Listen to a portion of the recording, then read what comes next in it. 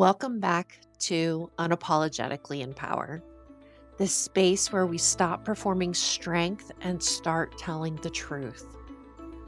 I'm Jennifer Damascus, and today we're talking about something that sounds simple, but changes everything when you actually practice it.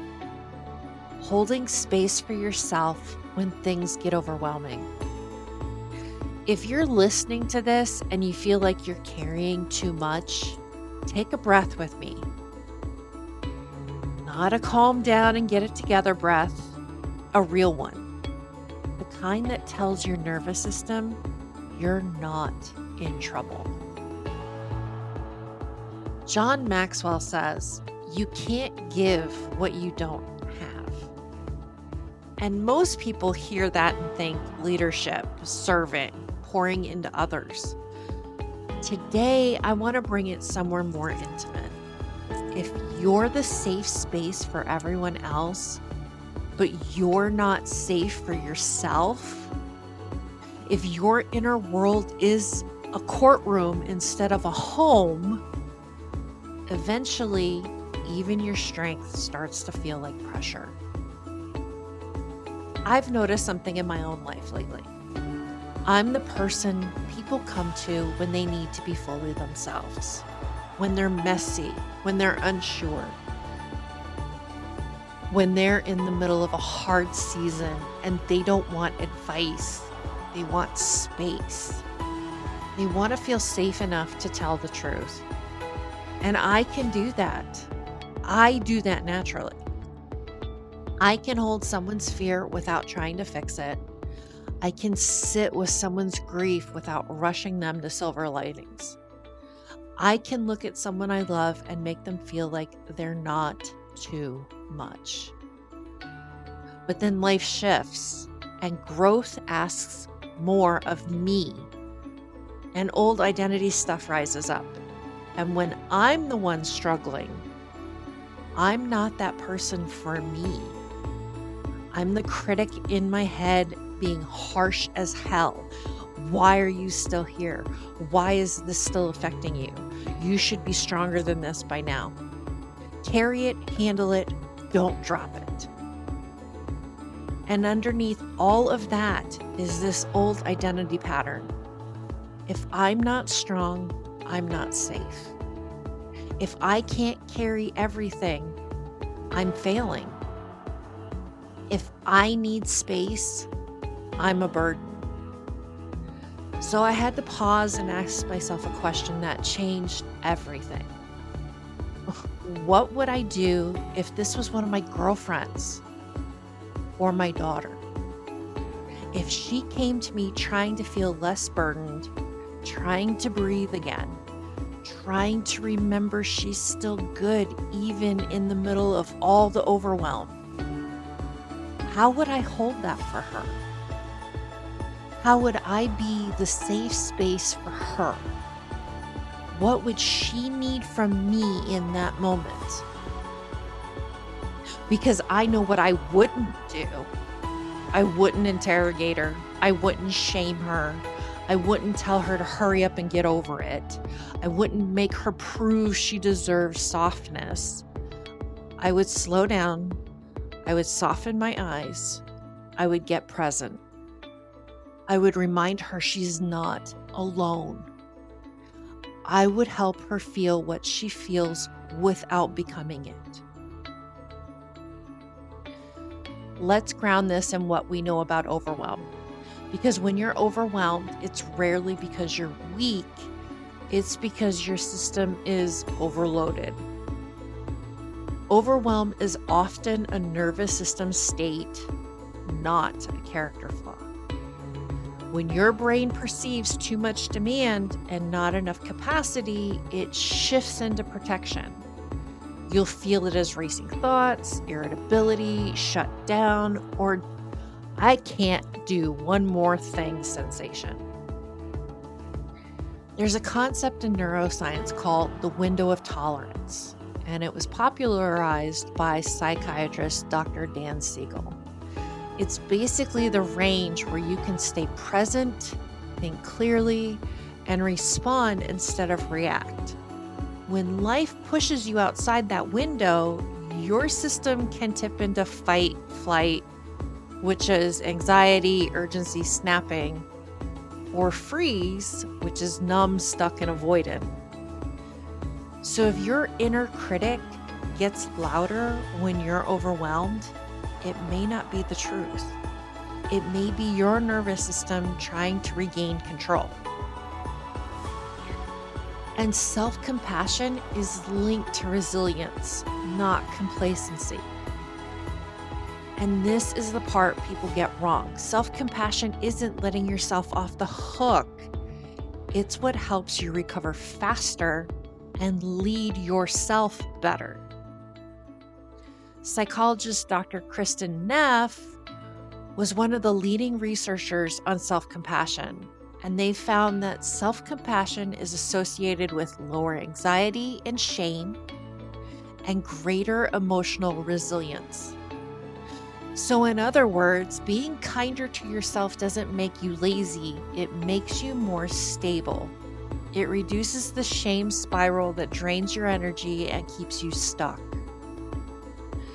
Your inner critic often spikes when identity is threatened. If your identity has been built on being the strong one, overwhelm doesn't just feel hard, it can feel like danger. Like you're losing your role, your value, your safety. And this connects to the work of Dr. Brené Brown around shame. Shame thrives in secrecy and harsh self-judgment. And it disconnects us from ourselves and others. So when you meet overwhelm with criticism, it doesn't create strength. It usually creates more disconnection, which makes the overwhelm worse.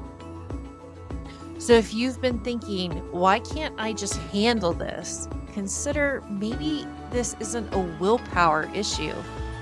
Maybe it's a capacity issue. And the solution isn't more pressure, it's more safety. So here's the reframe I want to take with you.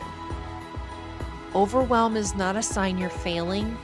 It's a signal you need to come back into relationship with yourself. And if you're the woman who holds space for everyone else, this is your leadership edge.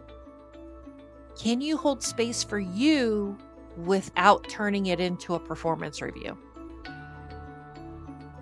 Again, Maxwell's line becomes a mirror here. You can't give what you don't have. So the question isn't, how do I push through this? The question is, how do I become safe for myself in this moment so I can actually lead my life from steadiness instead of self-abandonment? And this is exactly why this matters for high-performing women. Because when you're the capable one, the reliable one, the one who gets it done, you can start to treat your own humanity like an inconvenience. You don't just feel overwhelmed. You judge yourself for being overwhelmed. And then you do what you've always done. You tighten up, you push harder, you go quiet about what you need, you keep producing, you keep carrying. But here's the cost. When you meet overwhelm with self-criticism, you don't become more powerful. You become more disconnected. So holding space for yourself isn't soft. It's not indulgent. It's leadership. It's you refusing to abandon yourself just because you're in a moment that isn't polished. As always, let's give you some practical steps on how to hold space for yourself. It's a simple 5-part protocol, right? So the first step is you need to name the state. Again, not the story. You just state it plainly. Like, I'm overwhelmed. My system is overloaded. This is a lot for me right now. No judgment, no explanation, just truth. The second step is you offer yourself the same tone you'd give someone you love. So ask yourself, if this was my best friend, what would my voice sound like? then borrow that tone.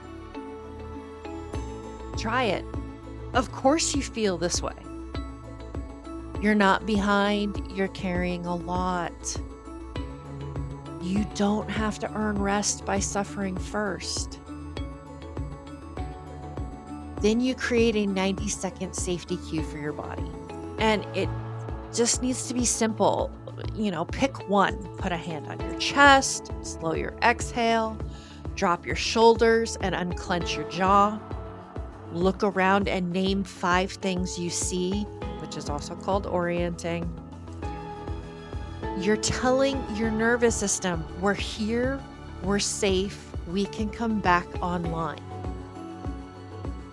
The 4th step is separate capacity from worth, and this is huge. I need you to say, my capacity is limited right now, my worth is not. We're going to repeat that again because it means that much. My capacity is limited right now. My worth is not. The Maxwell translation of this is leadership includes stewardship of your energy, not proving you can carry more than you're meant to. And the last step of this process is ask the safe space question. And this is our big pivot. What would I need if I was trying to feel less burdened in this moment? Then choose one small, real need to be met. And when I mean small need to be met, I mean like water, food. Hangry is a thing, people. A 10-minute walk, canceling one non-essential thing on our calendar permanently, asking for help, a boundary, a freaking nap, a 5-minute brain dump of everything going on in our head. Again, not a full life overhaul. It's just a one simple, single act of self-trust. If you've been the safe space for everyone else, I want you to hear me. You don't have to become hard with yourself to become powerful. Power isn't self-criticism. Power is self-leadership. And self-leadership starts when you stop treating overwhelm like a personal failure and start treating it like a moment to come home. So today, just practice this. Be the woman you feel safest with. And remember, you can't give what you don't have. If this episode hit you, share it with a friend who's been carrying too much, and then send it to yourself as well, because you deserve the same space you give away so freely. Thank you, as always, for taking this time with me, and we'll see you next week in Unapologetically in Power.